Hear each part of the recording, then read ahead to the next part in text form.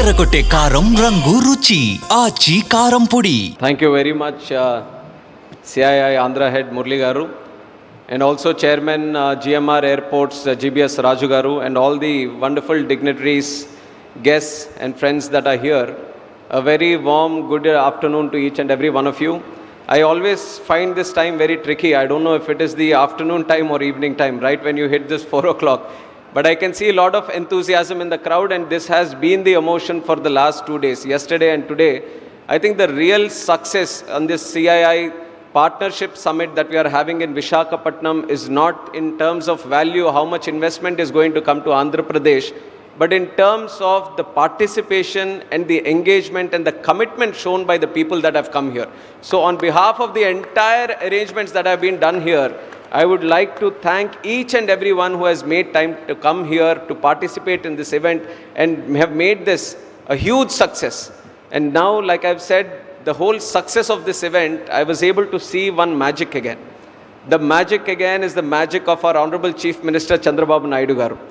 How he does it at that age of 75 years, doing it again and again, with the same commitment, with the same enthusiasm and with the same energy is something which is very, very inspiring even for me today to be working with him.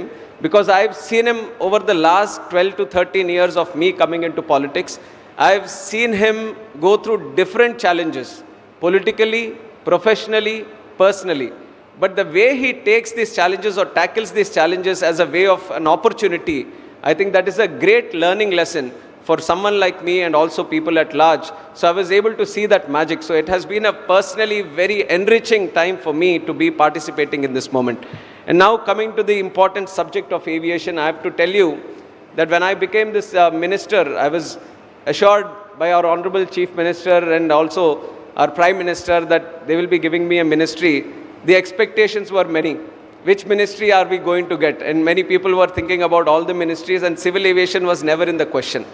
And when civil aviation was given, I was also slightly clueless on what the ministry is going to be and how do we deal with it. Because I was also with the idea that maybe some other portfolio is going to come. There were other things in mind.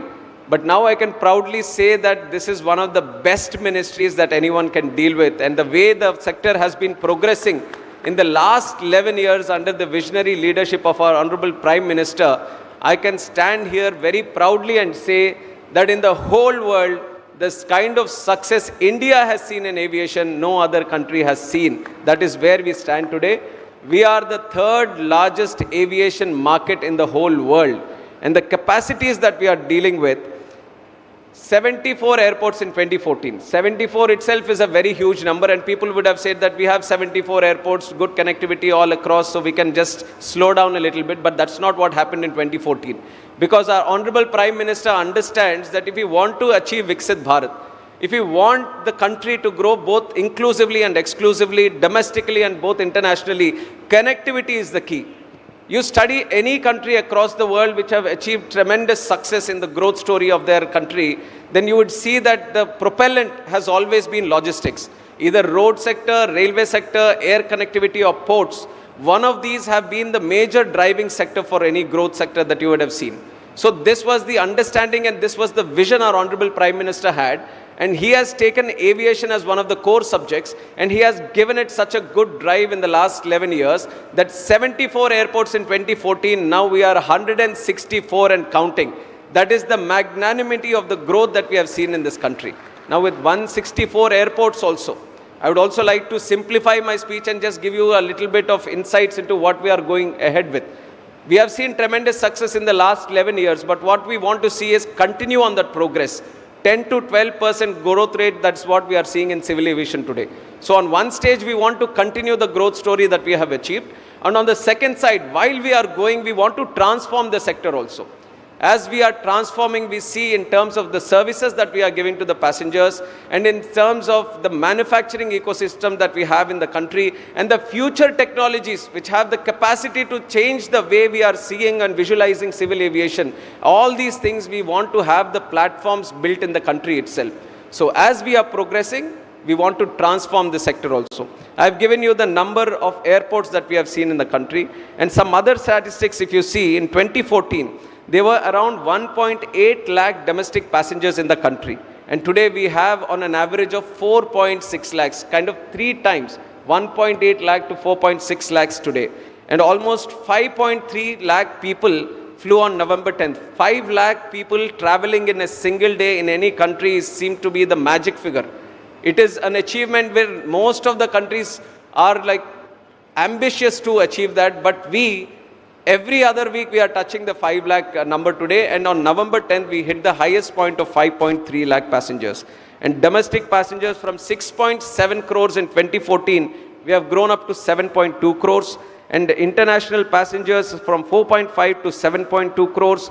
Domestic flights, the number of flights that are moving around is from 6 lakhs in 2014 to 11 lakhs in 2024. And the international flights, the Indian carriers are 1.1 lakh flights in 14 to 2 lakh flights in 2024. So if you look at all the numbers, they have kind of doubled in the last 11 years. So the push has been not only to build the infrastructure and the ecosystem, but whatever existing infrastructure is going to build on the capacity, we have tried to expand it and do it, and that is the vision that we have for the future. Like I've said, we are at 164 airports today. So how do we move ahead in the future? We are seeing that India has come to a position where we have to rethink on how we are looking at airports. Till now, when we are looking at an airport, we are packing up 1,000 acres or 1,200 or 1,500 acres of land, and we are saying this is where the airport is going to come. It's going to have a runway which is where the big flights are going to come, small, everything is going to come, and then there's going to be a terminal, big terminal, and all those things. But now we feel India should move into the idea of having hub and spoke model. So we have the metropolitan airports where they are going to be the hubs like Delhi, Mumbai, Chennai, Hyderabad, Bangalore, Kolkata. These are the major airports that we have which are handling crores of passengers every year. And then we have the other airports. And the other airports are supposed to be the feeding system into these major airports and let them create their own hubs. So when we are trying to do this, then we have come up with the model saying that, see, when you are trying to build airports in the tier 2 and tier 3 cities, they don't need to have such big, huge land bank in there, this thing. So what we are trying to design now, in the way we are looking at airports is, we are going to classify them as mega airports or large airports. Then we will have medium airports and the small scale airports. So once the idea around building an airport, we have these different sectors, then we can go with the idea of how much land is required for that airport. Suppose it's a tier 2 city. No matter how much you want to grow the passenger capacity, there is always going to be a mega airport which is close by where it is more convenient for people to travel from there to any part of the world or the country. So it is easier to start and have a small airport itself. Then how do we construct the small airport? So what is going to be the ecosystem? What are going to be the parameters? What kind of flights are going to come? What is the terminal building capacity that you want to handle? So an interesting intervention that we are trying to do now for the future airports that we are going to build is classify them as large, medium and small airports. And the other introduction that we are doing is cargo airports also. We believe the unutilized sector in the Indian aviation market today is how we are imagining the cargo sector. We don't have the policy of immediate courier of things where you want to see them done in 24 hours. If you have had the experience of United States, then you have the express delivery. Within 24 hours, you order something or you want to get something, you are able to ship it within 24 hours, you're getting with the convenient fees that is going to be added to it. But India doesn't have that. We are just ordering and it's coming at its own time. So the mindset of having it as an express delivery, that can only be achieved if you can crack the Indian air cargo model. And for that air cargo, when I see it to the airports, and GMR is also running the airports, the major concentration is on the civil operations. Their major concentration is on the passengers because they are very sensitive element. You have to take care of them. And when it's up with the existing passenger network, if you want to do the cargo always takes the back seat, and you are not able to create the proper ecosystem through which cargo can also flourish. And the most important thing there is to bring down the costs. The costs as compared to the rail and the road. Today, rail and road is giving a tough competition. Under Modi ji, even the rail network is spreading across all the country. Even Northeast is having a rail network now, which was unbelievable before. And you are seeing the roads also, how Gadkari ji is expanding 2 lane to 4 lane, 4 lane to 6 lane, 6 lane to 8 lane. So everything is getting faster, all the other networks. So only way we can compete with the existing networks in terms of cargo is how do you make it more economically viable? So to crack that model, we also felt that you somewhere need to have cargo airports. This is what happens in the US, where FedEx has a separate airport just to handle cargo. And with an ecosystem, with a population of 140 crore people and such huge economic demand and big GDP country that we have, why can't we have cargo airports? So that is one intervention that we are going to do. We are going to select some areas dedicatedly and make them cargo airports. And also in the existing airports. Now what do we do with the existing airports to prepare cargo? So now you know that our Honorable Prime Minister, just to promote products according to the region, he has started one district, one product. So we are trying to streamline the ecosystem in a district so that all the people who are there get connected to producing or developing or creating a certain product, and that gets connected to the whole ecosystem there, and that specialization and the expertise in developing that product comes in that area. So similarly, taking that idea and stretching it into aviation, just like how we have one district, one product, now all the airports we are trying to analyze them with a concept of one airport, one product. So what is the best product that is available near that airport? And in the cargo ecosystem of that airport, you create all the necessary elements so it gets streamlined. Now you have like Vizag airport, there's a lot of pharma that is happening. For pharma, you need cold storage, you need a specific way of handling that cargo. So why not concentrate and improve the necessity around that? There are some airports where there is aquaculture happening, so that requires a certain expertise. There are some airports where there is a flower market there, and the flowers are supposed to be exported to other countries also internationally. So how do you develop the cargo ecosystem in that airport so that it gets specifically designed and streamlined for a certain product? So one district, one airport, one product is another concept that we are working on. These are some of the airport related concepts that we are working on. Other than airports, which is the infrastructure, we are looking into the passenger amenities. Passenger services, that is the topmost priority. The moment I have taken charge as the Civil Aviation Minister, I told the country and the people of this country that no matter what kind of policy we bring in, whatever we do, at the core of our policy making is going to be the people of this country, the passengers of this country. And it is with that idea and attitude that we have worked out. And the special intervention which we have done, and which I am also very, very proud of, is the Udan Yatri cafes. You would have never imagined, because this was the feedback I got, and I have also personally seen, I've learned it from the passengers. Udan Yatri Cafe has been such an intervention in the country. We have given these Yatri cafes where the tea is going to cost you 10 rupees, and this is in an airport. Coffee is going to cost you 20 rupees.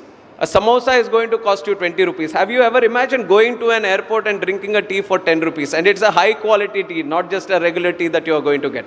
These are airports, but because we are seeing, I've told you the numbers of how passengers have grown. Today, air travel is not only for the elite or the luxury people. India wants to have the lower income, neo-middle class, the lower income groups, middle class groups, they also have to come into this air travel network. That is the advantage this country has, is the capacity. Now to bring them, Honorable Prime Minister has created the Udan ecosystem and the Udan scheme, through which the unserved and underserved airports of the country we were able to connect by offering some viability gap funding. And through that, tier 2 cities, tier 3 cities, where there was a challenge of connecting the flights to those cities, now they are properly connected, well connected to the large cities and the other tier 2 cities. Now the other problem that we started experiencing in that is when these lower income groups are coming into the airport, they were finding it challenging to buy something if they are extremely hungry. The kind of prices they were having at the airports, then they were finding it extremely challenging for them to buy something. Then we thought there was an intervention that is required here, and we started the Udan Yatri cafes. We started one in Kolkata airport last year, and the celebrations of 100 years of Kolkata airport, and the kind of success we have, the response that we have achieved from the people was tremendous and unbelievable. It was the top sales store in that airport itself, which was the Udan Yatri Cafe. And then we started getting calls from all airports that we want a Udan Yatri Cafe here and there, and we have been doing it consistently in all the airports, and that is one intervention that we are going to do. In all the airports in the country, wherever you go, you will find one Udan Yatri Cafe where tea is going to cost you 10 rupees, coffee is going to cost you 20 rupees. So that is the intervention that we are bringing in the Indian airport system. And the second thing that we want to do, an initiative very small initiatives, but this is how much we are trying to care for the travel of the passengers. There is a concept called Flybrary. This was started in Bhubaneswar Airport. So there is a rack where there are books. So these are all free books that the airport is giving it to you. The rack is there. The passenger who is traveling, he can go to the rack, pick a book of his choice, study while he's traveling, and there is going to be a drop-down rack at the destination airport, and once he is done with it, he can just place it there and he can make it usable for the next passenger that is going to go. So there is no need of buying any books. This is as you go, you can find your book of choice, you can read it as you go and you can drop it off, and we are calling this Flybrary. We have started this in 2-3 airports, and this is an ecosystem that we want to spread across all airports. Then we have the same concept of the one district, one product. The products which are very geotagged or geographically identified to that specific location, we want to create the same network in the airport where you go to a certain area, you want to buy the best product of that area. And you want to buy which is locally made by the women that are there, by the self-help groups that are there. So we are bringing in another concept of having these local stores which is going to sell you the local products. So these are some of the initiatives. And then we have play areas also in the airports which are dedicated for the children that are going to come there. So all the service-oriented activities, we are going to transform them so that it becomes more convenient for the passengers who are traveling. One thing we all see when we are going to the airport, we are going through the traffic, we are trying to catch the flight, there shouldn't be any delay. No, we hope that the gates don't close by the time you go there, and you probably want to go a little bit early so that you can buy that extra meal in the airport and eat something. So it is always a very anxious affair. Whenever you go into the airport, you are hurrying and your mind is on the nervousness that gets created, the anxiety that gets created. So we want to create these airports as a less anxious, less nervous, it should be a nervous-free zone. So we are bringing in a lot of concepts. Psychologically, we are trying to build the airports in such a way that your whole, your anxiety at the airports gets down. So these are some interventions that we are going to do in the future, and some opportunities that are there in aviation. Especially I see a lot of young people that are there here wondering, what can I do with aviation? So there are multiple concepts. One, the technologies that are associated with aviation. The engineering that is associated with aviation, it is continuously evolving. When there is an upgrade in technology, the first sector that gets affected, or the first sector where there needs to be a change, is aviation. So there is a lot of opportunity for tech-related people to continuously associate with this sector and bring in new technologies, right from dealing with the aircrafts, their movement, traffic control, and right from operating in the airports, creating digital twins, creating a better model ecosystem for flow of things in the airports, and many other areas where technology can do a change. So this is one area where people can work in. And the second thing is manufacturing. We have an ecosystem of around 400 to 500 MSMEs who are supplying global standard products which go into the manufacturing of an aircraft, like Airbus, Boeing, Lockheed Martin, and other engine manufacturers. They are all procuring now components from India. So this is a major change that we have brought in the country under the leadership of Honorable Prime Minister. We have made the country an attractive destination for manufacturing. With the idea of Atmanirbhar Bharat, we are developing the whole manufacturing ecosystem into a new level where people are willing to trust India to get their products manufactured here. So we have $2 billion market right now where the aerospace components, aircraft components are getting manufactured here. By 2030, we have a target that this should go up to $4 billion, and we are very much on the track. And this is an area of investment that people can make to explore and see how you can use this ecosystem that is getting built up and make more parts which go into the aircrafts. So this is one area. And then from the ministry, we have another goal, a prime goal of having a full aircraft designed and manufactured in the country itself. That is a long-term goal. It has been there for a long time, but no considerable filling up of the gaps. But now we see that India has come to the stage where we can manufacture, we can design, we can maintain our own aircraft today. So that is one area we are actively working on. I want to see more investment coming into this area of manufacturing either components or either aircrafts. I see a lot of interest in this area, so that is one area where people can look into in the future also. And there are new technologies that are there. Drones, you have all seen, our Honorable Chief Minister also continuously talks about it. Civil operations, defense operations. You have seen in Operation Sindoor how important it is for a country to have the drone ecosystem in a very strong and very comprehended manner.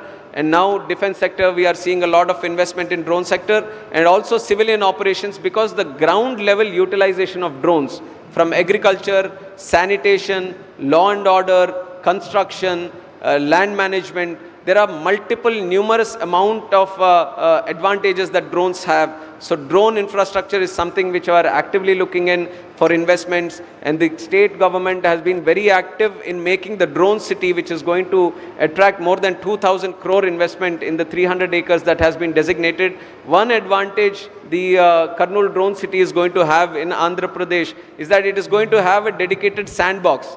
One challenge we are finding with the drone industry is that product, it is very difficult for them to go and test it. They need a wide, vast area of land which is all free from all the limitations so that they can test the drone perfectly. So that sandbox ecosystem where they can test their drones is what we are going to cater for in the Kurnool drone city. So that is a very interesting area for investment, and these are some of the concepts. And one future technology that everyone should concentrate on, and which India is also trying to get a lead on, is the eVTOLs, electrical vertical takeoff and landing vehicles. This is going to be the future, and the huge market and capacity is there in India, especially in the urban cities where traffic management is becoming an issue day and day. And there is a huge challenge of expanding the roads or widening the roads there because of existing challenges. So the important intervention we want to bring in is eVTOLs. And if you are there in the session yesterday, Honorable Chief Minister has given a deadline that within 2 years he wants to see them in the country.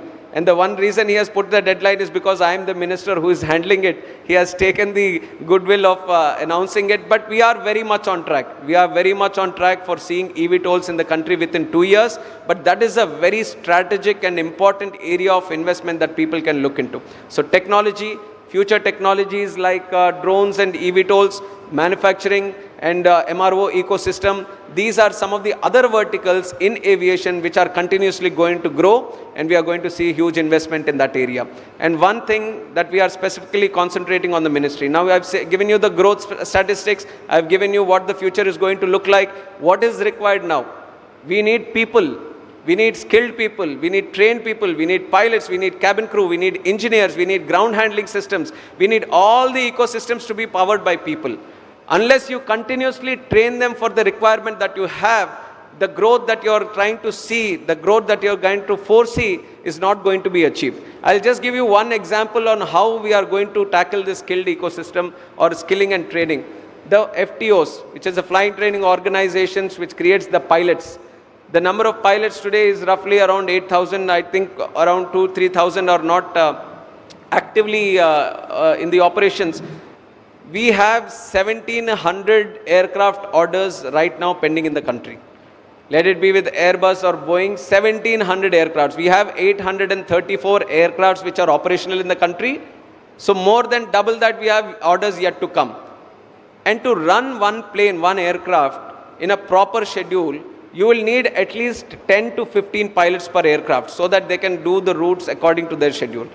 So 1,700 planes, 10 to 15 pilots, the requirement would be around 25 to 30,000 that is going to be generated. Now as these planes come in, imagine 30,000 pilots, that is the demand that is there right now. And how do you do it? With the existing FTOs, they can only produce a limited number.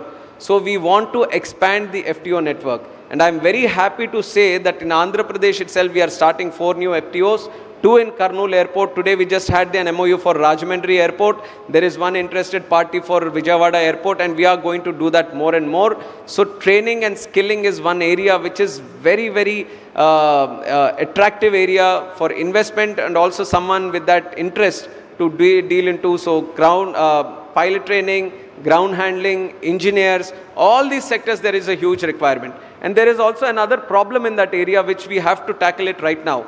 The Gulf, the countries which are surrounding, they are also expanding now. They all see that aviation has a huge multiplier effect. One job in aviation creates 6 jobs in other sectors. it has a direct impact in other sectors. One job you create in aviation, 6 other jobs get created in the economy. This is IATA's figure of 1:6 multiplier, but when they came and saw India, the Indian multiplier effect is 15. One job is in aviation is creating 15 jobs in the direct and indirect sectors. So that kind of impact aviation has, it is very, very important for us to train our individuals and to have the skilling and training and ecosystem also perfectly done in the country. So these are various aspects that we are looking into. And on top of that, cargo. Today has been a very special day for aviation. Cargo, we are starting the Visakhapatnam International Cargo with APIIC, I-Class and APTPC. Thanks to all of them who have come together and going to start the Visakhapatnam Air Cargo today. And also we have started the flight operations from Vijayawada to Singapore today. Today was the first flight that happened. We couldn't go because the session was here, but there was huge excitement for people who were coming from Singapore and especially Australia or west coast of the United States of America. They were finding it very challenging to come to this side of the country. And now with the connection of Singapore to Vijayawada, that is going to be a huge beneficial for the international diaspora, the Indian diaspora that is there in Singapore. Vijayawada connected to Singapore now. Visakhapatnam we have connected to Abu Dhabi. There are many more requests, but we are going to take some time because the biggest necessity in the market today is aircrafts. We don't have the aircrafts to cater for the demand, but as and when the situation improves, definitely the connectivity in Andhra also we are going to improve. Earlier there was no direct connectivity from Rajahmundry to Delhi or Bombay. We have done it in the last 1 year. Tirupati, Delhi was not there. We have done it in the last year. And many different sectors where there was a huge demand of connecting, we have done it in the last 1 year. And in the future also, we are going to grow the domestic connectivity and the international connectivity. And likewise, when Bhogapuram is going to come, we are envisioning, we are talking with the airlines, so the international connectivity and the domestic connectivity improves to many other destinations. And I am also happy to say Umeshji from TrueJet is also here.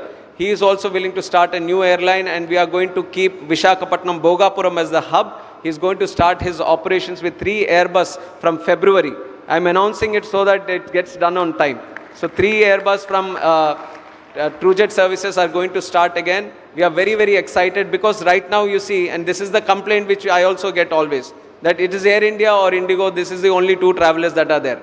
But I've been constantly trying to promote the Indian aviation industry, and I'm giving you one statement which gives you the size of capacity that India has today. We have the size to operate 3 Indigos. Indigo has the maximum number of aircrafts up to 400. We can have 3 airline operators at the size of Indigo. And we can have at least 5 operators operating in the country with 100 airlines each. So that is the capacity that we have. Even though we are restricted to 2 players now, we from the ministry are actively engaging with the industry to improve the situation. We want more airlines to come in. But there is a common joke that gets around, how do you become a millionaire? You take a billionaire and then you start an airline, they become a millionaire. This is the joke that is going around. But it is just a joke, but this is the time when you can start an airline. There are multiple people who are starting airlines today. We are seeing small airlines that are there. Star Air is one, India One Air is one, Flybig is one. So there are multiple airline operators who are starting with 3, 5 aircrafts, 10 aircrafts, and they are doing wonderful business, operating between tier 2 and tier 3 cities. So this is the time, if anyone is willing to start an airline also, this is the time. And I am telling you that I will give you all the support that is required for you from the ministry and from the government. And this is the time where people have to come in. People have to involve themselves in the growth story of aviation. Aviation is no longer to the cities. Aviation is no longer only to the luxury or the elite. Aviation is the story of each and every Indian, 140 crore people of this country. And very soon we are going to make it happen. And for that, Andhra is going to be the hub of aviation. So we have the airports that are there, 7 airports. And you know how Honorable Chief Minister works. He understands the true potential of aviation. 7, another 7 he wants to add. Like I've said, small and medium airports which feed into these hub airports, he wants to add another 7 airports. He wants to create a skill aviation university. So we have only one university in the country, which is Rajiv Gandhi University in Uttar Pradesh. The second one is going to come here with international standards. We are trying to have partnerships. GMR is also working with it. And we are trying to have international partnerships with the best aviation schools across the world. bring in that expertise so that we can have an aviation school here also. I've talked about the FTOs, 4 FTOs coming in the state. We are starting Aviation, Andhra Pradesh Aviation Flying Club. All the MRO is going to come in Bogapuram. Every single vertical that is there in aviation, you are going to see a piece, and the best piece of it in Andhra. So each and everyone who was there, I know there have been multiple sessions, but from my side I want to say and I want to push that aviation is going to be the best sector for investment. Why don't you come in? Why don't you help us in the growth story that the demand is going to create? So these are some of the things that I wanted to put in your notice, and thank you for all the attentive audience that I've got here. It is very much encouraging for us also dealing in this sector to see a lot of interest and excitement from the crowd. So once again, thank you for all the support that you have given and for participating in this event. Thank you very much.